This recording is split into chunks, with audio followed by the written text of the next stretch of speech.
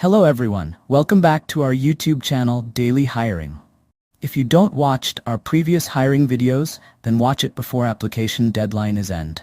You already know that TCS Code Vita registration is started, and we already made a step-by-step registration process video on it. Go and check it out. अगर आपने इस page को scroll करके देखा होगा, तो आप ये देख सके होंगे कि TCS Code Vita provide us some sample questions. There are 7 sample questions. We will solve them one by one. I'm going to use Java language for solving all these problems. आज की इस वीडियो में हम on a cube ये पहला question solve करने वाले हैं. So let's get start the video. आप यहाँ पहला question देख सकते हैं. A solid cube of 10 cm into 10 cm into 10 cm rests on the ground. एक solid cube है and वो ground पर रखा हुआ है. It has a beetle on it and some sweet honey spots at various locations on the surface of the cube. उस cube पे एक beetle है and थोड़े honey spots है.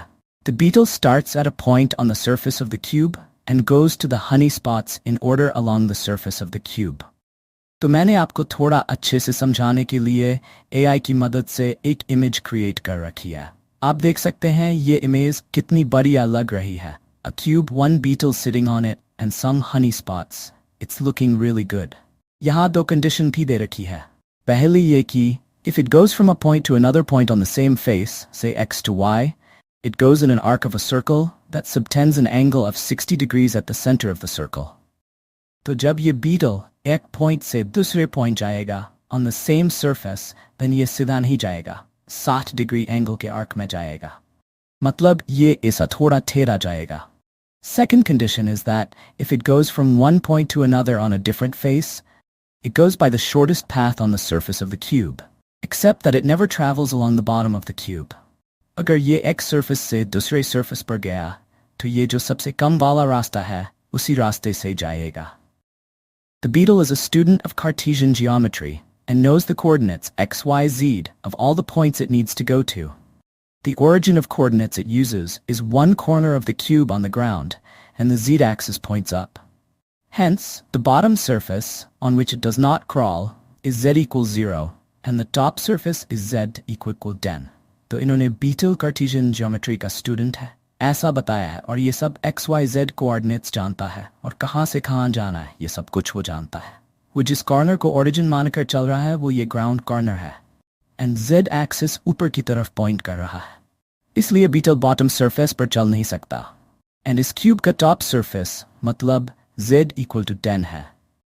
beetle जहाँ जहाँ travel कर रहा है उसका ध्यान रखता है और जब वो next place पर पहुँचता है तो वो distance को round करके 2 decimal points तक रखता है और हमें final distance को निकालना है जो कि sum of the rounded distances from spot to spot है. नीचे input कैसे होना चाहिए ये दिया है. The first line gives an integer n, the total number of points, including the starting point the beetle visits. तो total कितने points beetle visit करा है, ये first input डालना है. The second line is a set of 3 n comma separated non-negative numbers with up to 2 decimal places each. These are to be interpreted in groups of 3 as the x, y, z coordinates of the points the beetle needs to visit in the given order. दूसरा जो input है वो x, y, z के coordinates है. आपने पहले input में कितने विजिटेड पॉइंट्स डाले हैं उसके के मल्टीपल में ये कोऑर्डिनेट्स होंगे. आउटपुट आपका 1 लाइन में होना चाहिए वो भी 2 डेसिमल तक ही. अगर आपका आंसर इंटीजर आया तब भी आपको 2 डेसिमल पॉइंट के हिसाब से दिखाना होगा. तो पहले हम इस कोऑर्डिनेट्स के फंडे को समझते हैं. आप इस डायग्राम में देख सकते हो ये x, y, z एक्सिस है एंड हर पॉइंट के लिए 3 कोऑर्डिनेट्स है. पहला है वो 0, 0, 0 मतलब all x is 0. Y is 0 and z is 0. Next here we can see that x is 1 and y and z are 0. So that's why it appears at here. Next is x and y is 1 and z is equal to 0.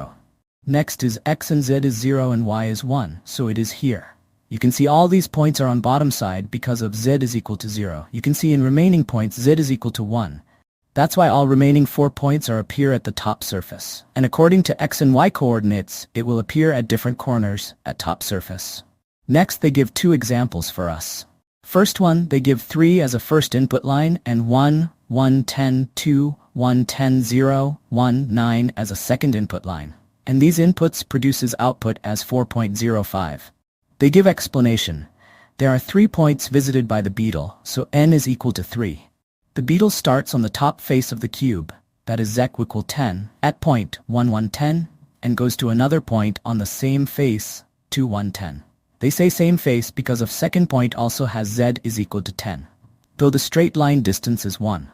आपको समझाने के लिए मैंने ये diagram draw करी है. आप इसमें देख सकते हो मैंने यहाँ 3 पॉइंट्स ड्रॉ किए हैं अकॉर्डिंग टू कोऑर्डिनेट्स. समझो, ये जो पॉइंट है वो ऑरिजिन है, मतलब यहाँ सब x y z 0 है. अपना पहला पॉइंट है 1 1 10. So, suppose on x axis 1 यहाँ है, y is also 1. So x से ये यहाँ आ जाएगा and y axis से यहाँ. उसके बाद z कोऑर्डिनेटेड है 10, तो यहाँ से ये सीधा z is equal to 10 की यहाँ जाएगा. ऐसे ही दूसरा और तीसरा पॉइंट हमने यहाँ पॉइंट आउट किया है. तो यहाँ पे इन दो पॉइंट्स में z coordinate and y coordinate बिल्कुल सेम है, 1 1 एंड 10 10. इसलिए दोनों पॉइंट्स में डिस्टेंस x के कोऑर्डिनेट से है कैलकुलेट किया जाएगा. तो पहला x1 है और दूसरा 2, तो इनका डिस्टेंस 1 का हुआ. आगे देखते हैं. It travels on the arc of a circle subtending an angle of 60 degrees at the center of the circle, and hence travels 2 pi bridge 6 or 1.05. Note that it rounds the distance at each leg of the journey. तो इन्होंने कहा है कि वो 60 degree के angle के arc में जाएगा, तो वो डिस्टेंस 1 नहीं होगा, 1 से थोड़ा ज़्यादा 1.05 होगा. तो बेसिकली आर्क ये होता है, तो एस की नाम से दिख रहा है, वही आर्क है. इसे कैलकुलेट करने के लिए ये फॉर्मूला है. Arc length equal to theta upon 360 into 2 pi R. Theta तो हमें पता है कि 60 डिग्री है, तो ये 60 एंड 360 डिवाइड होके 2 पाई आर के डिवाइड को 6 बचेगा. आर यानी कि रेडियस होती है. यहाँ जो आर है वो दो कोऑर्डिनेट्स के बीच का डिस्टेंस होगा, इसलिए यहाँ डिस्टेंस 1.05 आया है. आगे बढ़ते हैं. It then travels from 2 1 10 on the face z equal 10 to 0 1 9 on the face x equal 0 along the surface of the cube. This is a distance of 3. The total distance traveled is 1.05 plus 3 4.05. The output is 4.05. तो पहले ये यहाँ से यहाँ गया और उसके बाद यहाँ से यहाँ जाएगा. And ये distance calculate करने के लिए हमारे पास एक formula है. And this formula is Euclidean distance formula. इस formula की मदद से हम दो points के बीच का distance calculate कर सकते हैं. But this formula is valid only on 2D plane, that is on only x-axis and y-axis, but we have also z-axis. See here. This diagram matches our first example correctly. That is first point, that is second, and that is third. Beetle goes from here to here, and after that here. But according to this formula, ये ऐसा ना जाके सीधा जा रहा है. और ये solid cube है, ये इसके अंदर से नहीं जा सकता. तो उसके लिए हमें ये फॉर्मूला मॉडिफाई करना होगा z एक्सिस के लिए. तो ये ऐसा जाएगा यहाँ से यहाँ. इसके लिए हमें यहाँ लिखना होगा plus abs in brackets z2 minus z1.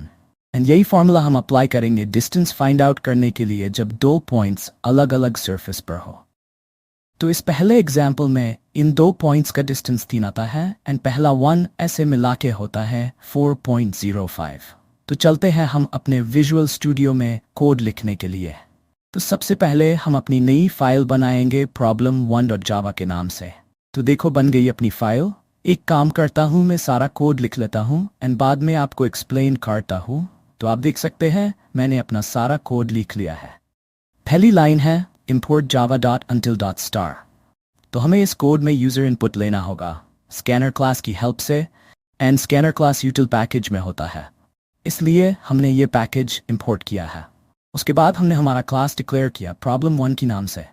उसके बाद हमने पाई को डिक्लेयर किया as final static float and assign value 3.14. हमने इसे फाइनल डिक्लेयर किया क्योंकि हमें पाई की वैल्यू कांस्टेंट चाहिए थ्रू आउट द प्रोग्राम. उसके बाद स्टैटिक इसलिए कि without creating instance of class we can use it anywhere in this class. And for floating value we add float here. Then we declare 3 static intent variables sx, sy and sz. हमने ये 3 variable starting point की coordinates को assign करने के लिए declare किए हैं. उसके बाद आता है हमारे मेन फंक्शन.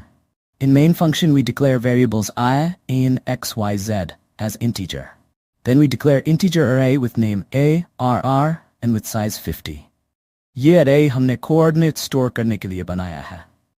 उसके बाद हमने सम वेरिएबल को डिक्लेयर किया है एंड 0 वैल्यू असाइन की है. इसके बाद हमने स्कैनर क्लास का ऑब्जेक्ट क्रिएट किया है यूजर से इनपुट लेने के लिए. अब आती है हमारी इनपुट लाइन.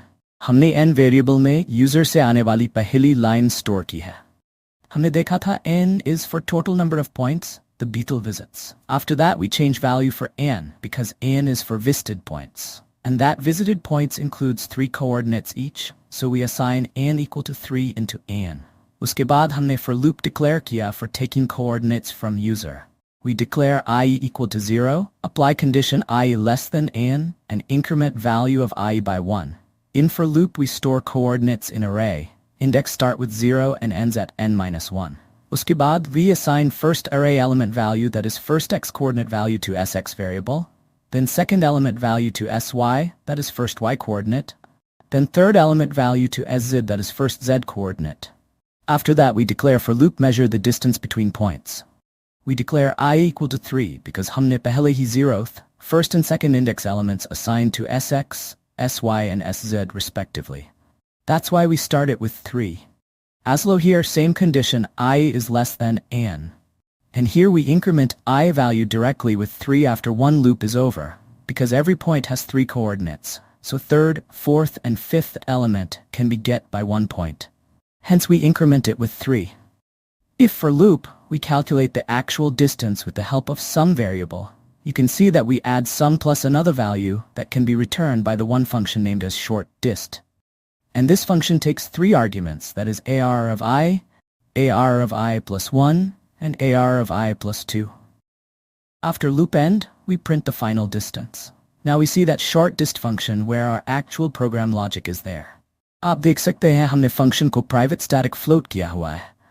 Private इसलिए क्योंकि ये function इस class के बाहर accessible नहीं होना चाहिए. And static float I already told you. Function gets 3 parameters x, y and z and all are integers. In function we declare this variable as float. After that we use if-else block. हमने ये block इसलिए use किया है कि जब points same surface पर हो तो distance measure करने के लिए अलग formula लिखे वो arc वाला. And जब different surface पर हो तब Euclidean distance वाला. ये दोनों ही formula हमने इस वीडियो में देख रखे हैं. अगर आपसे miss out हो गए हो तो वीडियो वापस से देख लेना. तो same surface के लिए हमने condition लिखी है. If z is equal to sz, यानी कि जो दूसरा z coordinate है वो पहले coordinate के बराबर है, तो and in bracket y is equal to sy, यानी कि दूसरा y coordinate पहले coordinate के बराबर है, तो नहीं तो दूसरा x coordinate पहले x coordinate के बराबर हो. n में से कौन सी भी एक condition चलेगी, can bracket close, and sz यानी कि पहला z coordinates 0 के बराबर ना हो तो इस block में चले जाना. तो ये दिख रही कंडीशन सेम सरफेस के लिए है. उसके बाद इस ब्लॉक में जब दोनों पॉइंट्स के x कोऑर्डिनेट्स अलग हो तो s ब्लॉक में जाना, नहीं तो दूसरे वाले ब्लॉक में चले जाना डिस्टेंस कैलकुलेट करने के लिए. इन दोनों ब्लॉक में आप देख सकते हो सेम सरफेस पे होने के कारण यहाँ हमने डिस्टेंस मेजर करने के लिए आर्क वाला फॉर्मूला लगाया हुआ है. जब ये ऊपर की कंडीशन ही फॉलो नहीं की, मतलब जब दो पॉइंट्स अलग अलग सरफेस पर होंगे, तब ये नीचे वाला एल्स ब्लॉक रन होगा. इस ब्लॉक में हमने वीडियो में बताया हुआ यूक्लिडियन डिस्टेंस फॉर्मूला लिखा है. अब पहले 2 पॉइंट्स का डिस्टेंस पता चला है, उसके बाद अगले तीसरे पॉइंट के साथ डिस्टेंस पता करना है.